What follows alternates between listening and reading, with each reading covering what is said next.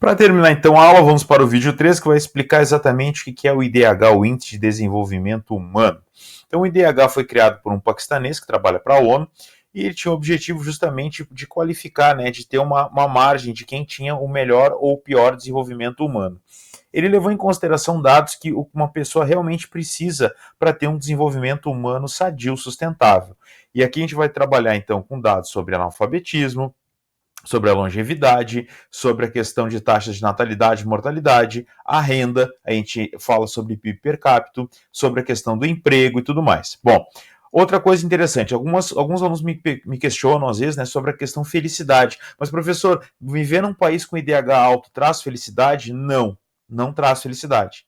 Tá? Esse dado aqui não tem a ver com felicidade. Inclusive, já tem outros pesquisadores que criaram, sim, um índice de felicidade, que é interessante isso aqui. Então, não significa que tu morar num país com IDH alto traga felicidade para ti, muito pelo contrário. A gente também tem que destacar outros fatores, principalmente fatores naturais, e um dos fatores naturais mais importantes é o sol, na quantidade de sol, a quantidade de calor que a pessoa recebe ao longo do ano, que está ligado também ao índice de felicidade, e que isso não está calculado aqui no nosso querido IDH. Tá? Então aqui a gente só está falando sobre os dados básicos, o que uma pessoa precisa para ter um desenvolvimento humano sustentável e sadio.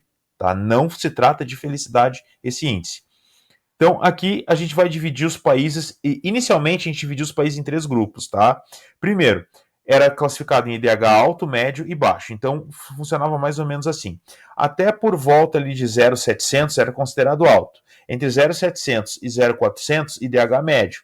E depois era considerado o IDH baixo. Por que eu estou falando de 0,700 até 0,700? Porque o IDH ele dá um número entre 1 e 0. Tá? Entre 1 e 0. Quanto mais próximo do 1, mais alto é o IDH. Quanto mais próximo do 0, mais baixo ele é. Então o dado sempre dá entre 1 e 0. Como ninguém vai chegar a 1 e ninguém vai chegar a 0, a gente sempre vai calcular 0, alguma coisa. E a gente sempre vai usar 3 números depois da vírgula, tá, gurizada? Então, nessa primeira classificação, vejam que o Brasil, não me perguntem como, chegou com um IDH de 0,800, a gente não tem mais esse IDH, a gente não tem mais isso, esqueço, isso aqui foi muito mal calculado, mas o Brasil era classificado como um IDH alto. Só que mais tarde a gente viu que esse dado aqui era muito preocupante. Como colocar uma Islândia com IDH de 0,968, quase 1, junto com o Brasil, que era só 0,800. Então se criou uma segunda classificação, que é a que a gente usa hoje, que é essa daqui, ó, que é dividida em 5 grupos. Então é o IDH muito alto, alto, médio, baixo e muito baixo. Dificilmente tu vai ter um país com IDH muito baixo, tá, pessoal? Dificilmente. Mas entre os grupos aqui que a gente trabalha estão o muito alto, que é de 1 a 0,800, o alto, de 0,799 a 0,700, o médio, de 0,699 a 600, e o baixo, que é de 0,599 até 0,500. O muito baixo dificilmente tem um país que vai atingir. Já atingiram, mas hoje não atingem mais, já conseguiram ter o mínimo de desenvolvimento. Então, só para a gente ter noção aqui a nível de mundo, quem são os países com IDHs mais altos? Então, os países nórdicos sempre se destacam. Talvez pelo tamanho, talvez pelo modelo econômico que eles tenham, mas eles sempre se destacam aqui no IDH. Islândia, Noruega, Finlândia, esses países sempre estão muito acima. Austrália, Canadá, Irlanda também são países de alto destaque. E vejam que a gente estava falando do PIB, que o PIB às vezes é um dado um pouco questionável. Vejam, os Estados Unidos têm só o 12º lugar no ranking de IDH. É um IDH muito baixo. E vejam que aqui na América, principalmente aqui na América do Sul, o Brasil tem um IDH pífio em relação aos nossos vizinhos. Vejam, a Argentina está na nossa frente, o Chile está na nossa frente, o Uruguai está na nossa frente. Para quem não sabe, Cuba fica na frente de todos esses. Na América, Cuba tem o IDH mais alto, na América Latina, no caso, tá? Na América Latina, Cuba tem o IDH mais alto de todos, e depois aqui, claro, outros países da América, em geral, aqui também tem países da Índia. Serra Leoa é o último colocado já há anos. O Haiti já ocupou a última colocação e conseguiu sair. Serra Leoa continua. Também temos como calcular isso aqui a nível de cidades. Vejam que São Caetano do Sul é o primeiro colocado, tá, a nível de IDH. São Paulo praticamente se destaca bastante em várias cidades, entre as 100 primeiras colocadas. Santa Catarina, vejam, a capital, Florianópolis, já é o terceiro colocado. Muito em relação também à questão da renda e a escolaridade, que alavancou esse IDH deles. Balneário Camboriú também, uma cidade mais que nos últimos anos se planejou melhor, teve uma infraestrutura melhor, literalmente investiu no que precisava investir. E vejo que Porto Alegre é a 28ª entre os municípios do Brasil. Carlos Barbosa seria a segunda melhor cidade do Rio Grande do Sul e depois Três Arroios a terceira melhor cidade do Rio Grande do Sul. Vejam aqui nesse caso, ó, que quanto mais para o sul a gente literalmente observar, melhor é o IDH. Né? O IDH verde é o que tem o IDH mais elevado. Em azul são os muito alto, que não tem nenhum, e aqui a questão dos IDHs mais baixos, que estão no Nordeste e no Norte, aqui na ponta da Amazônia e no Acre. Tá? A região do Nordeste são as cidades que têm o IDH mais baixos do Brasil. Canoas, com IDH de 0,750, é considerado alto apenas, né, e não muito alto.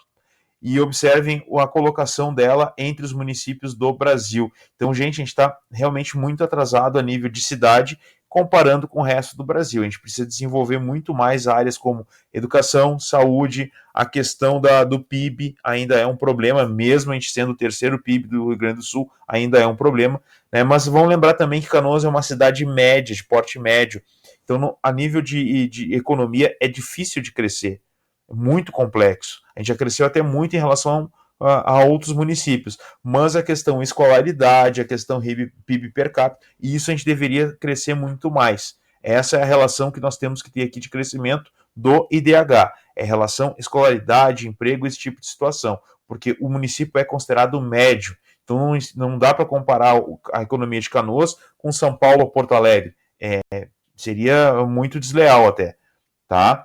Aqui a relação dos estados, vejo que o Rio Grande do Sul está em 7º colocado em IDH, já tivemos bem melhores, a gente está caindo devagarinho, né? Embora nos últimos anos a gente conseguiu estabilizar a nossa posição, mas nós já tivemos em dados aqui bem mais elevados, tá?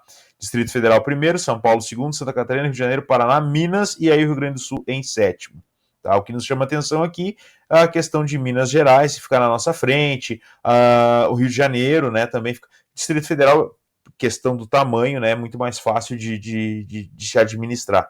Talvez seja por isso o motivo de ser tão elevado, sem contar que muita grana rola em Brasília, né? Não precisa nem dizer. E aqui é nível de IDH no Rio Grande do Sul, as principais cidades, né? Então, Porto Alegre é a primeira colocada, que é considerado um IDH muito alto. Vamos lembrar que até 0,800 é considerado muito alto, né? Então, por pouquinho, Porto Alegre está considerado dentro desse grupo. E aí, depois, os demais municípios, todos considerados IDH alto, inclusive Canoas, que tem 0,750. Mas vejam que a gente também não está nem entre as 10 primeiras, né? Carlos Barbosa, Ipiranga do Sul, Três Arroios, Lagoas, Garibaldi, Casca, esses aí estão bem na nossa frente. E é por bastante, Vejam que algumas cidades até vêm crescendo, outras vêm diminuindo, mas em geral, né, a gente fica nesse grupo aqui entre os altos ainda. E o Rio Grande do Sul se destaca justamente porque, veja, nós não temos nenhuma cidade aqui com IDH muito baixo ou baixo. Todos eles têm IDH de médio a muito alto, que é um destaque para o Rio Grande do Sul, certo? Galera, me despeço de vocês, beijão e até a próxima videoaula. Tchau, tchau!